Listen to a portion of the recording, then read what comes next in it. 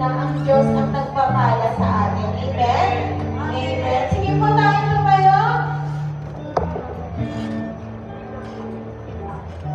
Maaari po bang makipagbukas ang bawat isa sa Efeso 3, verse 20 to 21? Magsabi po ng malakas na amen ang lahat po ng nakakita po ng verse. Amen. Amen po. Sabay-sabay po natin. Sabi po dito, sa kanya na makakagawa ng higit pa kaysa maaaring hilingin at isipin sa pamamagitan ng kanyang ng nag-aatin luwalhatian sa pamamagitan ng Iglesia at ni Kristo Jesus magpakailanman. Amen. Purihin po natin ang salita ng Panginoon. Sabi po dyan, sa Kanya na makakagawa ng higit pa kaysa maaari natin hilingin. Kumbaga, kung ano man ang hiniling natin, mas more than pa dyan ang ibibigay ng Panginoon, mga unexpected. Amen? Sa pamamagitan ng Kanyang kapangyarihang ipinagkaloob sa atin ng Diyos, magagawa niya ang bagay na hindi natin inaasahan, mas higit pa sa ating iniisip, mas higit pa sa ating kakayahan, mga imposible na hindi natin kayang gawin at hindi natin kayang maabot, ay maaabot natin sa pamamagitan ng ating Panginoong Jesus. Amen po? Amen. Kaya patuloy po tayo na manatili sa Panginoon, patuloy tayo na magtiwala sa Kanya, kumapit sa Kanya, at patuloy tayo na lumapit sa Kanya. Amen? Amen. Palakpakan po natin at tayo po'y manalangin. Yes, Lord. Amen. Hallelujah, Jesus. Hallelujah. Hallelujah, Lord. Hallelujah. Nice, Jesus. Hallelujah. Purihin ka, Panginoon, sa umagang ito, Lord God. Dahil kami, Panginoon, ay binigyan mo ng pagkakataon, Lord God. Hindi lamang, Panginoon, dahil sa nandirito kami, hindi lamang para makita namin ang bawat kapatiran, ang bawat pamilya namin, Lord God. Bagkus, Panginoon, maraming salamat sa pagkakataon na makapagpupuri kami sa iyo, makapagpasalamat kami, Panginoon, sa bawat pagpapala na pinagkaloob mo, Panginoon. Maraming salamat, Lord. Kulang, Panginoon, ang aming pasasalamat, Panginoon. Kaya, Lord, bigay namin sa iyo, Lord, ang aming oras at panahon para ikaw ay maluwalhati sa aming buhay. Kaya, Lord, sa umagang ito, Panginoon, itinataas namin, Panginoon, gawain ito. Ikaw na po ang patuloy na manguna, Panginoon, sa lahat ng gagawin namin dito sa church, Lord God. Hayaan mo, Lord, na ano bang mapakinggan namin mga salita mo, Lord, ay may mo sa paitanim sa pinakamatabang ng aming puso, Panginoon. Hayaan mo, Lord, na mga salita mo ang siyang kumilos sa aming buhay, Panginoon. Kaya, Lord, patuloy namin binabalik sa iyo ang lahat ng kapurihan, ang lahat ng pasasalamat, Panginoon. Hallelujah. Thank you, Lord. In Jesus' name, amen and amen. Hantay na po ba ang bawat isa ng puri sa Panginoon? Isang malakas na palakpakan. Hallelujah!